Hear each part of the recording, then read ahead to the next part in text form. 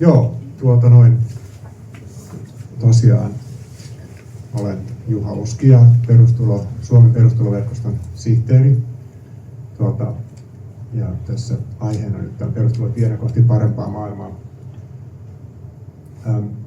Eli tämä Suomen perustuloverkosto, mä olen itse ollut siinä mukana ja hallituksessa vain noin 5 vuotta, että Suomessahan oli se perustulokokeilu ja isompi perustulokansalaisaloite silloin 2015 ja sitten 2017-2018 oli se kokeilu. Ja silloin mä vasta olin muuttamassa takaisin Suomeen, että mä asuin ulkomailla siinä kohtaa, joten ihan tätä kaikkea suomalaista keskustelua en ole siihen osallistunut ja näin, että mä olen vähän uudempi tässä aiheessa. Mutta tämä meidän järjestö tosiaan on perustettu vuonna 2011 ja sillä on jäseniä ja sitten on yhteisöjäseniä, on näitä ylioppilaskuntia ja ATTACkin on yhteisöjäsenenä. Tämä on tämmöinen verkosto ja tarkoituksena on lisätä keskustelua perustulosta. Eli yhdistyksellä ei ole semmoista mitään tiettyä mallia tai tietynlaista perustuloa, mitä edistetään, vaan siellä on ihmisiä, joilla on erilaisia mielipiteitä ja näkökulmia aiheeseen ja ihmisiä, monet on sellaisia, jotka on poliittisesti aktiivisia myöskin, että sitten on eri puolueiden ihmisiä, joilla on sitten vähän omat kulmat siihen asiaan, mutta meillä on yhteinen perustulon määritelmä kuitenkin, koska me ollaan myöskin osa tätä kansainvälistä verkostoa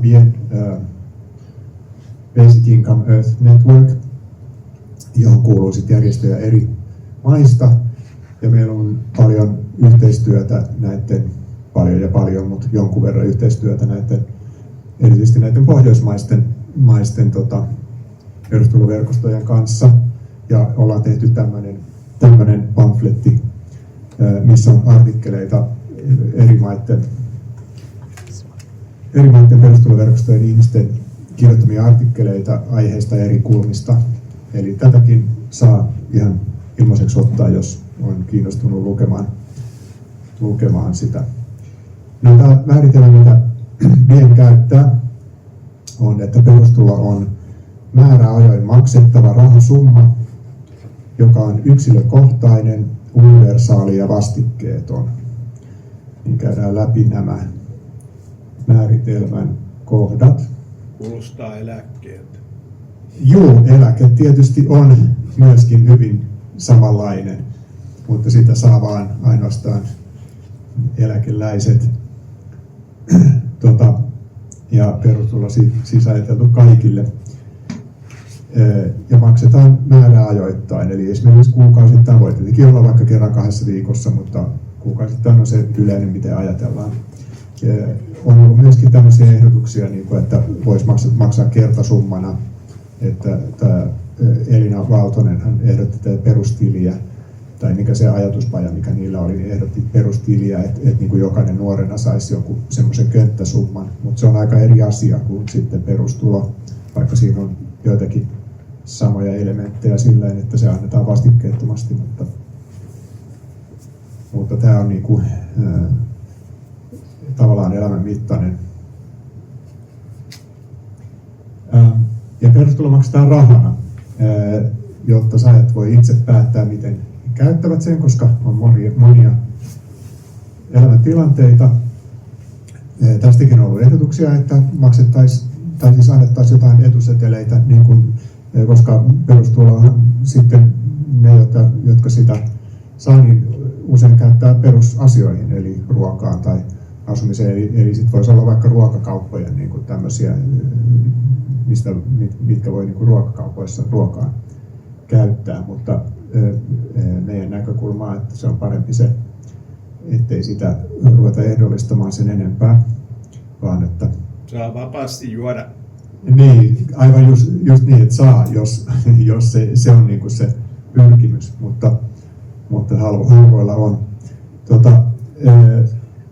Sitten minkälainen määrä se rahasumma olisi, niin periaatteessa kokonainen perustulo olisi semmoinen, millä yksilön perustarpeet voi kattaa. Eli sitten se Suomessa olisi kyllä vähintään tonnin, että se olisi päälle tonnin, mutta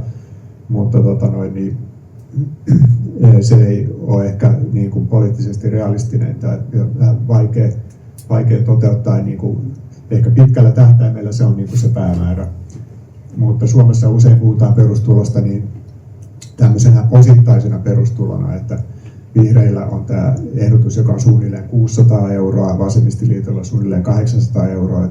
Et siellä niin kuin se keskustelu liikkuu Suomessa ja se tarkoittaa tietenkin sitä, että siihen tarvitaan täydentämään sitten tilanteen mukaan muita sosiaalietuuksia, että ihan pelkällä sillä ei kukaan tietenkään voi elää.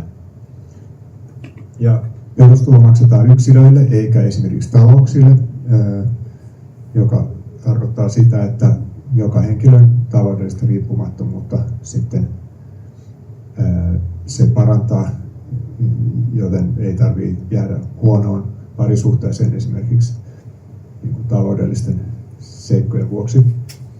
Se on universaali, joka ei välttämättä tarkoita sitä, että se kerralla pistettäisiin voimaan koko maailmassa, että perustulo tietysti voi jossain paikassa toteutua, mutta niin kuin ajatuksena, että siellä se olisi niin kuin kaikille ilman erityistä tarveharkintaa, eli kaikille Suomen sosiaaliturvan piirissä oleville se olisi Suomessa.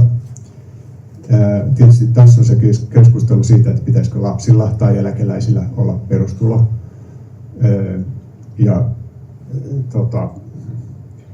Yleensä Suomessa on rajattu nämä ulkopuolelle. Tietysti kansaneläke, niin kuin helposti jos puhutaan osittaisesta perustulosta, niin silloin se kansaneläke on jo suurempi, että se olisi niin kuin ihan järjetöntä. Ja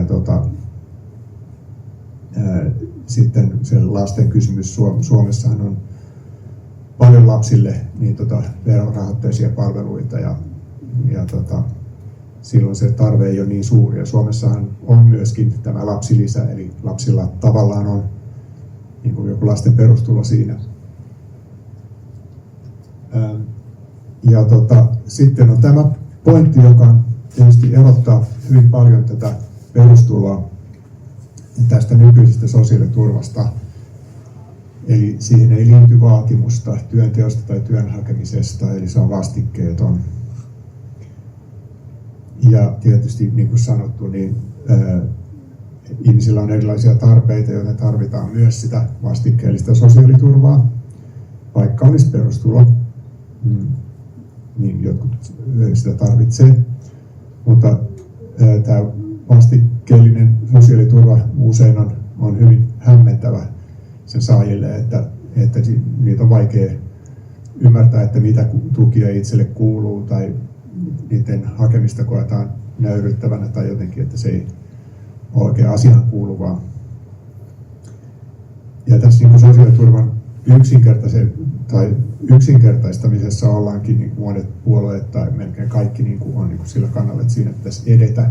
Ja siellä on sitten niillä ehdotuksia, joita ne kutsuu perusturvaksi, yleisturvaksi tai takuutuloksi. Ja jopa niin jotkut on puhuneet vastikkeellisesta perustulosta, mikä meidän näkökulmasta on niin kuin ristiriitainen käsite. Mutta kaikki tietysti nämä on tarveharkintaisia. Ja tietysti tässä pitää ymmärtää, että vaikka osittainen perustulo olisi pienempi kuin toimeentulotuki, niin vastikkeetonta perustuloa saisi myös sellainen pienituloinen, jolla on säästöjä. Eli siinä mielessä, kun perinteisesti sosiaaliturva on lähtenyt köyhäinavusta, niin perustulo ei ole niin kuin ajateltu köyhäinapuna, vaan pikemminkin sosiaalisena osinkona.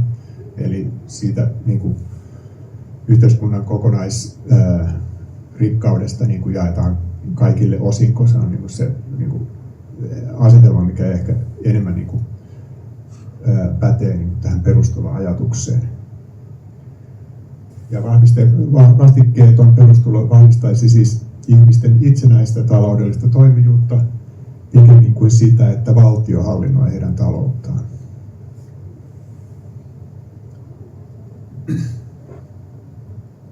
Toi on hyvin sanottu tai kirjoitettu. No, tähän perustulon rahoittamiseen on sitten useita erillisiä vaihtoehtoja.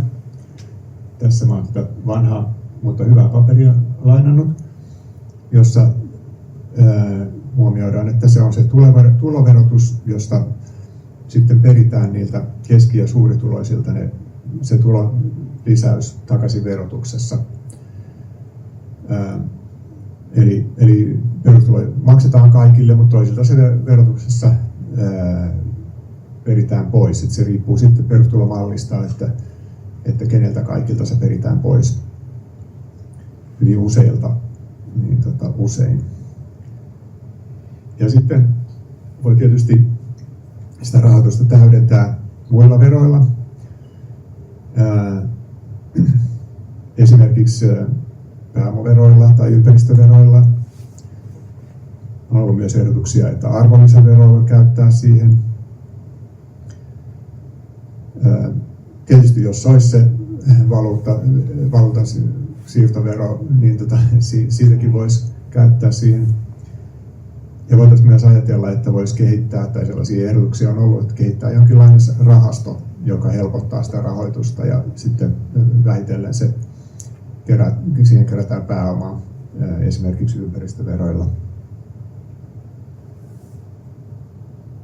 Ja tässä olisi sitten yksi esimerkki perustulomallista, niin tämä on myöskin melko vanha, mutta vihreät niin eduskunnan tietopalvelun kautta niin teki tämmöisen mikrosimulaation, missä he laski sitä, että miten tämmöinen 560 euron perustulo vaikuttaisi. Ja jos tätä mallia katsoo, niin kuin, että minkälaisien rahamäärien perustuloa maksetaan siinä lähes 20 miljardia euroa, joista 5 miljardia tulee sieltä muiden etuuksien poistumisesta, kun perustulo korvaa ne. Ja se loput 15 miljardia pitäisi siis veroilla kerätä. Ja niin kuin sanottu, kun perustulo verostetaan pois kaikilta niiltä, joilla on riittävästi tuloja muutenkin, niin suurin osa tulee tietysti sitä kautta. Ja sitten se loppu, niin se riippuu ihan siitä, minkälainen malli siinä on. Että se ei välttämättä tarvitse olla iso summa, tai sitten se voi olla, se riippuu hyvin paljon näistä perustulomalleista. Sitten voidaan kysyä myöskin näissä raha-asioissa, että mitkä on ne taloudelliset kerrannaisvaikutukset, nyt kun leikkauksia oikeutetaan usein sillä, että no myöhemmin sitten ne hyödyt tulee köyhimmillekin, mutta yhtä lailla elvytystä voi tietysti vaikeuttaa näillä kerrannaisvaikutuksilla. Ja se nyt ehkä voi perustulosta sanoa, että raha palaa paikalliseen kiertoon, koska ne, joille sitä niin kuin käytännössä tulee ja jota ei niin kuin veroilla peritä pois, eli ne, jotka sitä sais, niin niillähän ei ole paljon rahaa, joten tai paljon tuloja ainakaan, joten niin ne sitten käyttää sitä perustuloa niihin perusasioihin, jotka tietysti ostetaan siitä paikallisesta ympäristöstä ja niin kuin vuokraa ja näin.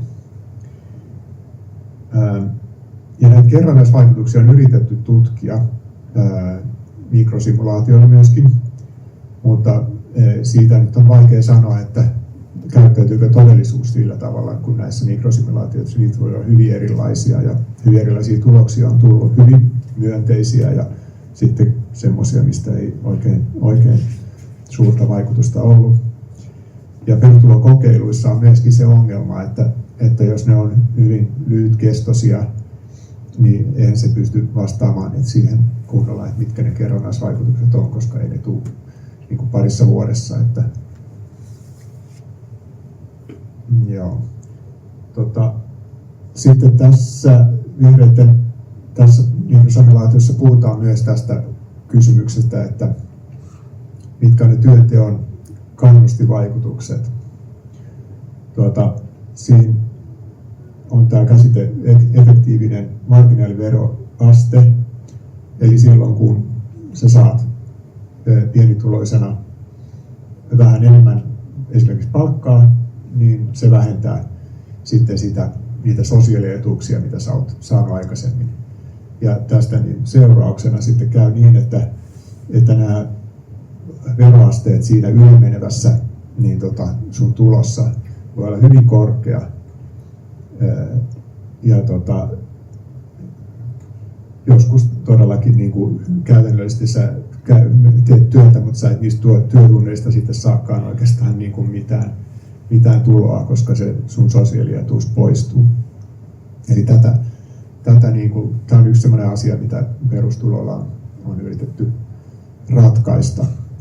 Mutta tätä ei nyt nykyisessä politiikassa, tätä kannustinongelmaa ei oikein ole ratkaistu, vaan on nimenomaan poistettu näitä suojaosia näistä sosiaalietuuksista, jotka niin kuin sitä kannustinongelmaa vähän sen korjas. Ja tässä on niin ilmeisesti se poliittinen linja, että ihmisiä halutaan kannustaa nimenomaan koko päiväiseen työhön, jotta ei tarvitsisi ollenkaan niitä sosiaalietuuksia. Mutta sitten tämän kokopäiväisen työn suhteen niin ongelma on se, että työllisyystilanne on pahentunut ja työttömiä on kaikilla aloilla ja koulutustasoilla, eikä ole mitään varmoja aloja, missä niin sitä työtä aina on ja voi joutua tottumaan siihen ajatukseen, että tilapäisesti sitä ei aina ole. Ja tämä kokoaikatyön ihanne voi tietenkin tuoda myös perustulon tehtäväksi, niin kuin lähdettiin siinä Suomen kokeilussa 2017-2018, että sitähän annettiin nimenomaan työttömille. Se kokeiluryhmä oli työttömiä. Ja siitä haluttiin ottaa selvää, että työllistyvätkö siihen osallistuvat enemmän kuin muut vastaavat työttömät. Ja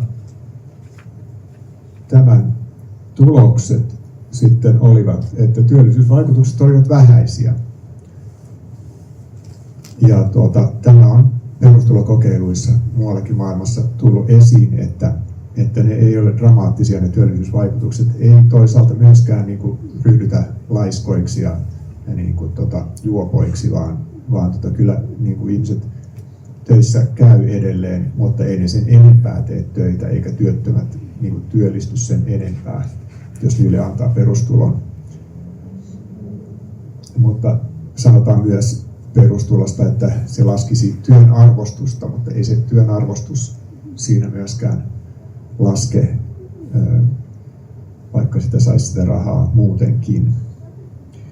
No se, mikä tässä sitten oli tässä kokeilussa, niin mitä me tietysti mielellään korostetaan, on, että tämä psyykkinen terveys, tämä hyvinvointi oli parempi, koettiin paremmaksi ja se, että sä pystyt suunnittelemaan sun tulevaisuutta, kun sulla on se jonkinlainen pohja siellä.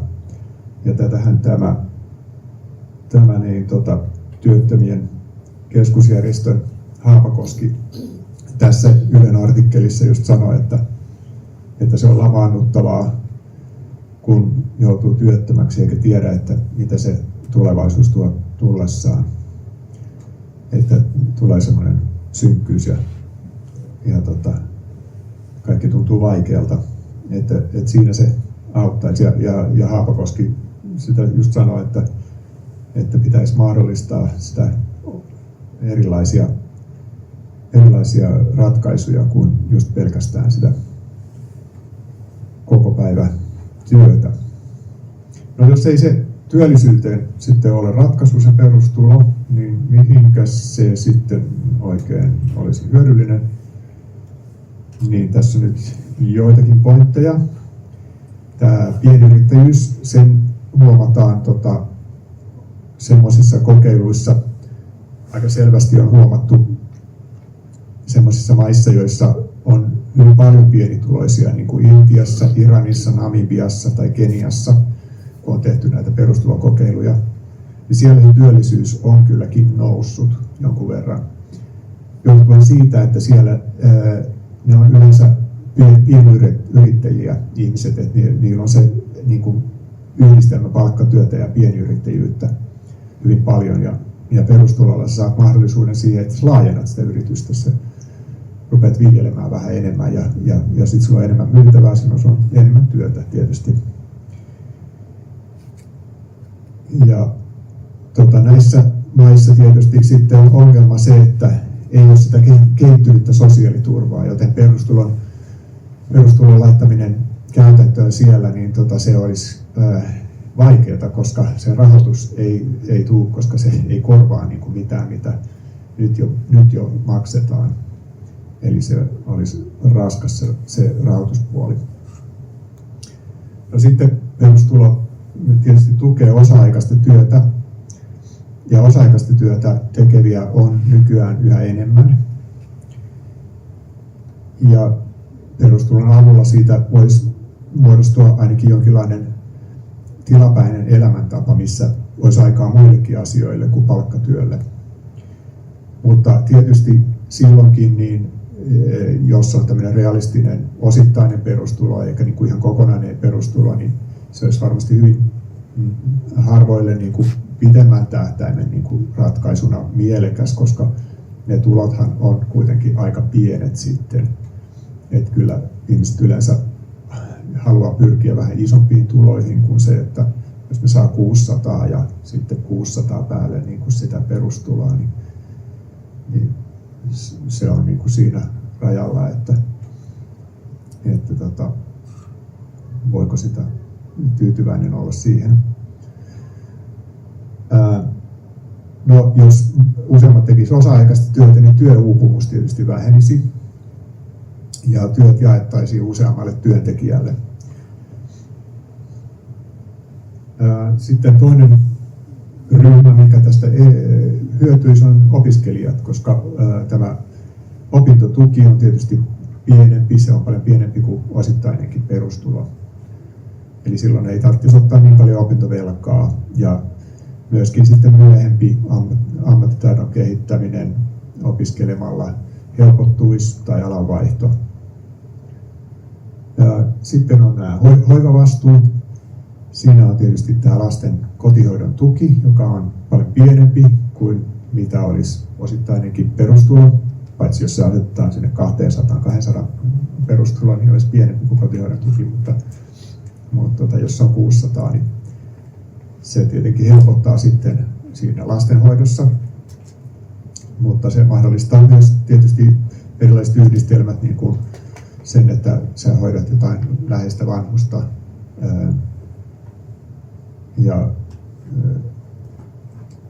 tai niillä jotain läheistä vanhusta ja yhdistät sen vaikka yrittäjyyteen tai osa-aikatyöhön. Sitten on viimeisenä pointtina mulla tässä tuo vapaaehtoistyö. Ja tämä on myöskin yksi semmoinen yhteiskuntaa ylläpitävä ja uudistava toiminto. Että ei se aina ole sillä tavalla, että jos henkilö on työtön, niin hän vaan lojuu sohvalla ja juo kaljaa. Voi olla sellainen henkilö, jolla on merkittävä myönteinen vaikutus ympäristöönsä. Ja yleisesti ottaen niin perustulon puolesta voisi sanoa sen, että se helpottaisi tuossa talouden suunnittelussa, koska silloin sä tiedät, että tapahtuu mitä tahansa, niin sulla on kuitenkin tietty tulo siellä. Ja se, niin kuin näissä kokeiluissa huomataan, niin sitten ihmiset luottaa enemmän yhteiskuntaan ja on turvallisempi tunne.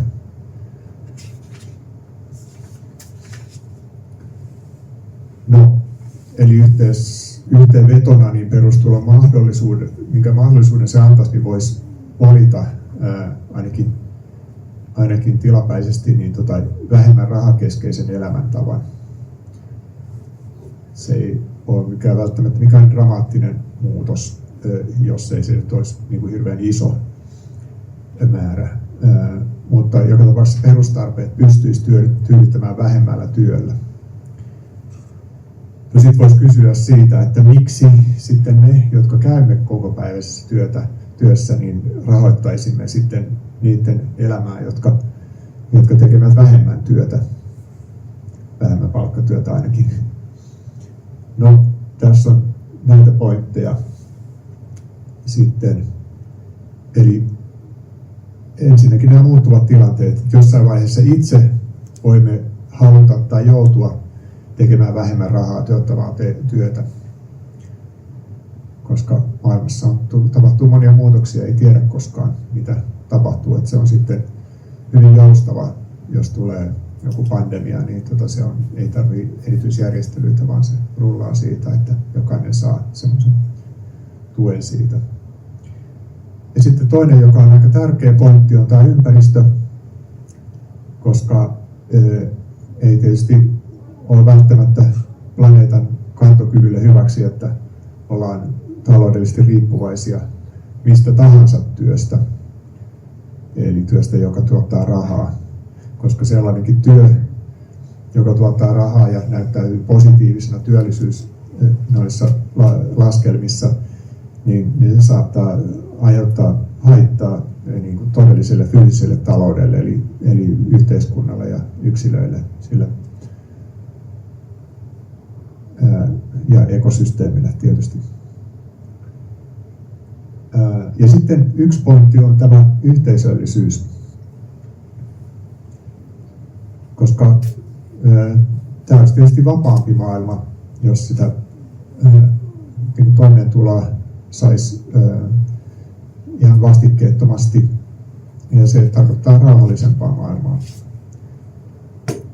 Ja sitten näissä perustulokokeiluissa, mitä on tehty tuolla maailmalla, niin semmoisissa maissa kuin Intia ja Namibia, jotka on niin kuin vähän, siellä on sanoisinko, että ne ei ole köyhiä maita kokonaan, mutta että siellä on sitten paljon pienituloisia, niin siellä on tehty semmoisia kokeiluja, että se perustulo on annettu koko kylälle. Ja nämä kokeilut on pitkäkestoisia. Intiassa on käynnissä sellainen kokeilu, joka kestää, oliko se 10 vai 12 vuotta, että se on käynnissä edelleen. Mutta siinä on huomattu, että nämä ihmiset, jotka saa sen perustulon, niin ensin keskittyy tietysti niihin omiin perustarpeisiinsa, eli ruokaan, asumiseen ja koulutukseen. Ja sitten kun ne alkaa huomata, että nämä asiat niin kuin, on reilassa, niin sitten ne rupeaa sijoittamaan sitä ylijäävää rahaa johonkin tuottavaan. Ja silloin syntyy siellä kylissä uusia yhteistyömuotoja. Ja tietysti uusia yhteisiä tapahtumia ja kaikkea.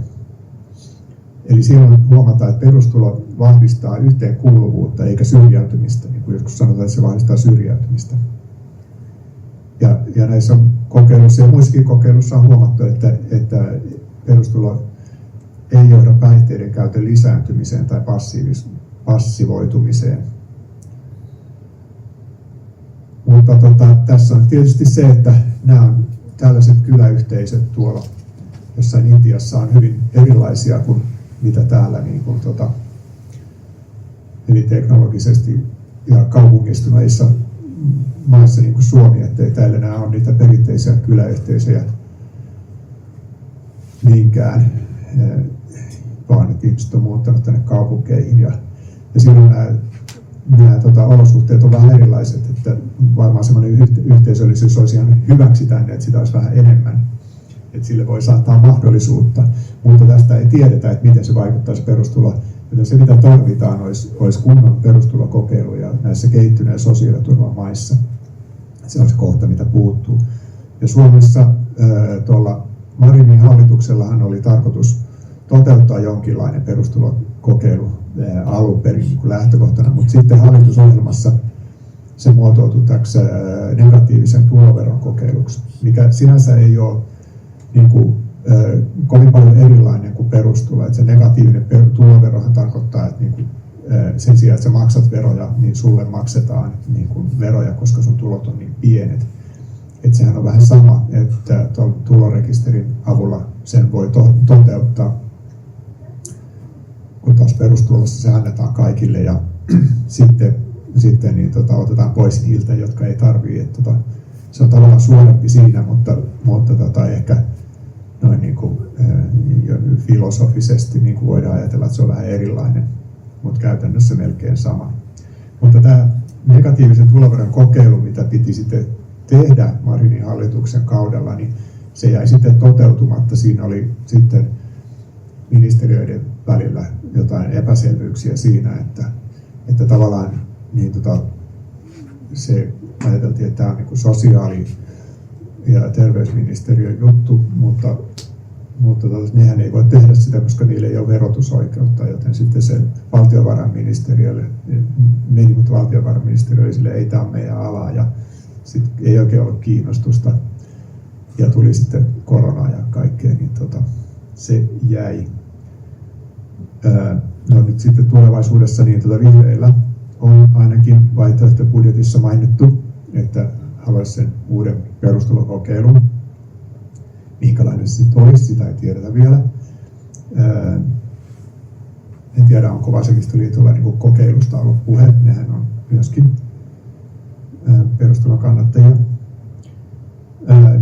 Ja jos se olisi tämä negatiivisen tuloveron kokeilu, niin mä luulen, että se on semmoinen, joka helpommin kuitenkin saisi kannatusta muilta puolueilta, jos tämä toteutuspuoli niin saadaan reilaan. No, sitten yritän vastata tähän esitykseeni, että perustulon avulla päästäisiin parempaan maailmaan. Ja sanoisin, että sellainen parempi maailma, jota kohti perustulon avulla päästään, ei ehkä voi sanoa, että siihen päästään, mutta sitä kohti, niin olisi tämmöinen dynaamisempi ja vuorovaikutteisempi yhteiskunta sen sijaan, että joku ylempi taso ennalta määrää, miten pitää toimia.